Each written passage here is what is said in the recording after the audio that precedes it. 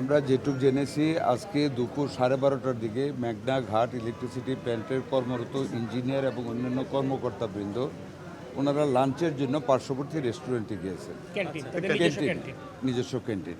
হঠাৎ করে কিচেনের ভিতর থেকে একটা বিকট শব্দ হয়ে আগুন ধরেছে।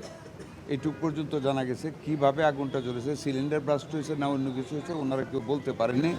এটা এখনও বোধহয় আমরা জানি না। ক্যান্টিনের ভিতরে ওখান থেকে 12 জন রোগী এখানে এসেছেন। 3 জনের অবস্থা একটু আশঙ্কাজনক, বাট বেটার ট্রিটমেন্ট দেওয়া হচ্ছে। 2 জন আইসিইউ, একজন আইসিইউতে, 2 জন এইচডিইউতে।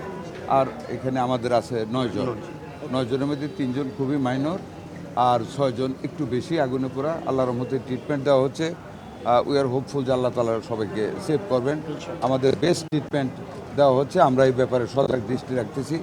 ওষুধের কোনো অভাব হবে না, অর্থেরও কোনো অভাব নেই। যতটুকু দরকার আমরা 2 মন্ত্রণালয় থেকে আমরা সেটা, হাসপাতাল যদি শর্টেজ হয় আমরা সেটা দেখবো ইনশাল্লাহ। আগেও দেখেছি, এখনও দেখবো। আমাদের মাননীয় স্বাস্থ্যমন্ত্রী এসেছেন, যারা মেঘনাঘাট পাওয়ার প্ল্যান্টের আজকে দুপুরে একটি দুর্ঘটনায় যারা আহত হয়েছেন তাদের সুচিকিৎসা নিশ্চিত করতে মাননীয় প্রধানমন্ত্রীর পক্ষে মাননীয় স্বাস্থ্যমন্ত্রী এখানে উপস্থিত হয়েছেন। আমরা বিদ্যুৎ জ্বালানি খনিজ সম্পদ মন্ত্রণালয় থেকে আমি এবং পিডিবি চেয়ারম্যান মহোদয় আমরা এখানে এসেছি। প্রথমত এটা একটি দুঃখজনক ঘটনা, একটি অনাকাঙ্ক্ষিত একটি ঘটনা। কিন্তু আপনারা জানেন যে মেঘনাঘাটে 718 মেগাওয়াট ক্ষমতা সম্পন্ন একটি পাওয়ার প্ল্যান্ট, যেটি বিদেশি বিনিয়োগে প্রতিষ্ঠিত। সেই পাওয়ার প্ল্যান্টের মূল প্ল্যান্টের বাইরে তাদের যে ক্যান্টিন আছে, দুপুরে খাবার গ্রহণের সময় সেই ক্যান্টিনের কিচেনে একটি বিকট শব্দ হয়। তারপরে এখানে ওনারা আহত হয়। এর কারণ এর বাইরে আর কেউ বলতে পারছেন না।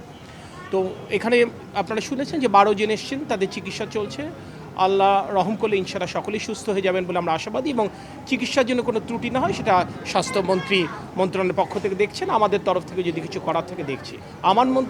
আমাদের মন্ত্রণালয় থেকে যেটা আমরা জানবার চেষ্টা করছি সেটা হচ্ছে আসলে এখানে কোনো ত্রুটি, ব্যবস্থাপনাগত ত্রুটি ছিল নাকি কোনো অসাবধানতা ছিল নাকি অন্য কোনো কারণের দুর্ঘটনা, এইটা আমরা বের করবার চেষ্টা করব। এবং এটার জন্য আমাদের প্রাথমিকভাবে ওই যে বিদেশি প্ল্যান্টটা যারা অপারেট করে তারা তাদের মতো করে এটা অনুসন্ধান করছে, এবং আমাদের কর্মকর্তারা তাদের সাথে যোগাযোগ করছে। আগামীকাল ভোরে একটা উচ্চ ক্ষমতা সম্পন্ন একটি টিম সরেজমিনে এটা পরিদর্শন করবে। এবং আমরা অলরেডি ফায়ার ব্রিগেডের সাথে আমরা যোগাযোগ করেছি। ফায়ার ব্রিগেডও তাদের প্রাথমিক কাজ শুরু করেছে। যদি ব্যবস্থাপনাগত ত্রুটি থাকে আমরা সেটা আগামীতে শুধরাবার চেষ্টা করব।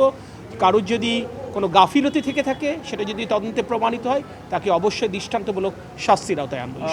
না, এটা প্রথম কথা হচ্ছে এটা আপনার না, এই ধরনের কোনো মন্তব্য আমি করতে চাই না, কারণ এই ধরনের কোনো তথ্য আমার কাছে নেই।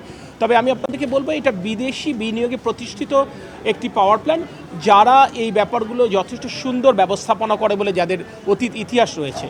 এবং এটা যে কারণে পাওয়ার প্ল্যান্টের বাইরে একটা ক্যান্টিন এটা কেন ঘটলো, ক্যান্টিন তারা অপারেট করছিল নাকি থার্ড পার্টি অপারেট করছিল, সেগুলো আমাদেরকে খুঁজে দেখতে হবে।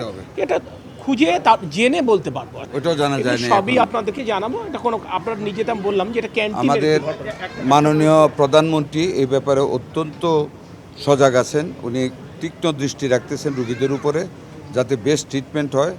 এবং আল্লাহর রহমতে মাননীয় প্রধানমন্ত্রীর পক্ষে আমরা যথাযথ পদক্ষেপ নেব বেস্ট ট্রিটমেন্ট রোগীদেরকে দেওয়ার জন্য। কিভাবে আগুনটা লেগেছে এই তথ্য আমাদের কাছে এখন কিছুই নেই। রোগীদের কাছে আমরা যারা সুস্থ আছে জেনেছি একটা বিকট শব্দ হয়েছে, এটুক পর্যন্ত ওনারা বলতে পারবেন। কী কারণে হয়েছে এটা এখনও আমাদের জানা নেই।